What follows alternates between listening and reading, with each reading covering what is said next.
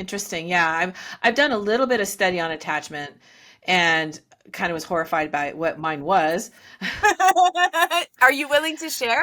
Well, I guess I don't know what the word is, but like I was the clingy one. I was Anxious, preoccupied. oh, totally, totally. And I would get so obsessed. I would actually get, it felt like obsessed. Yes. Yeah, when you say obsessed, you mean like when you were in a romantic partnership? Okay. Or Did trying you? to get into a romantic partnership, you know? Right. Yeah, So you found yourself often feeling the desire to chase for closeness. correct. Right. And so much of mine was came from I had abandonment issues. I'm assuming, Mhm. and that I had to chase them to get them to love me.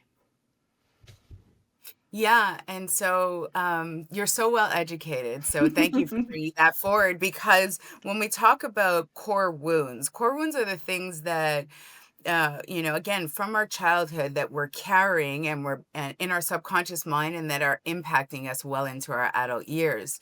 And the core wound for someone who is anxious, preoccupied is I will be abandoned. Ooh, I bingo. am alone. I am I am not good enough. I'm Um, unlovable. I'm unlovable, I'm unlikable. Yeah. And so this really stems predominantly from a child who had a little bit of love, let's say, in an emotional attunement in their earliest years, Hmm. but in an unpredictable way and not a consistent way. So they Yes. had just enough love to know that it felt really good, but it was not consistent. The love was given and taken away, given and taken away. Yes. And so you know that this is something you want, and you actually in your childhood likely chased your caregiver for Hmm. their attention, validation, reassurance, and love. And that pattern plays out again Yes. as an adult. Yes. Absolutely. You hit it right on the head. That's exactly it. And Yeah. I And can't so tell you how humiliating that is.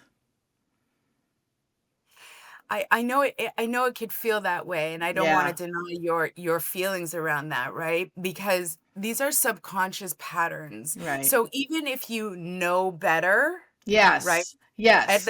the conscious level, your subconscious sorry your conscious mind cannot outwill your subconscious.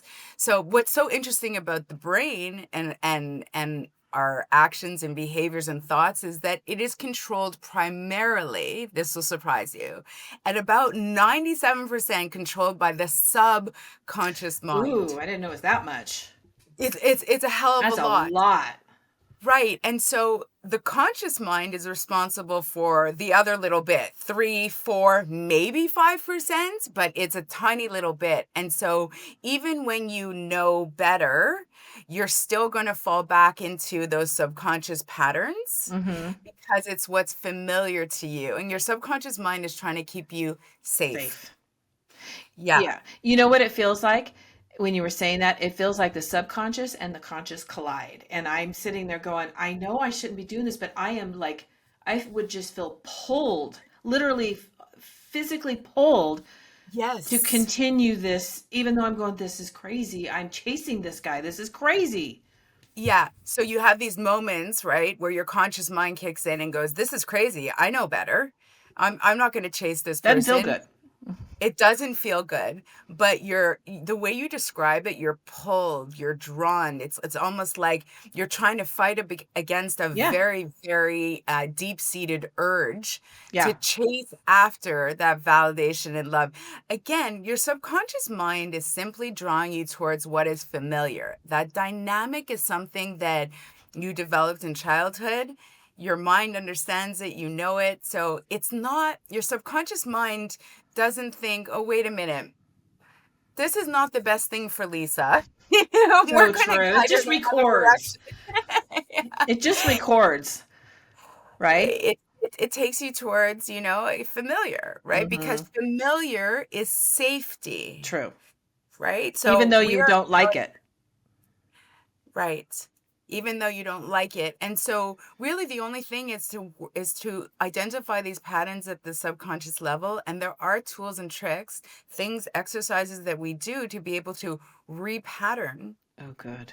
these patterns, right, that we have. Right. So again, learned behavior can absolutely be unlearned Unlearn. and relearned. Yeah.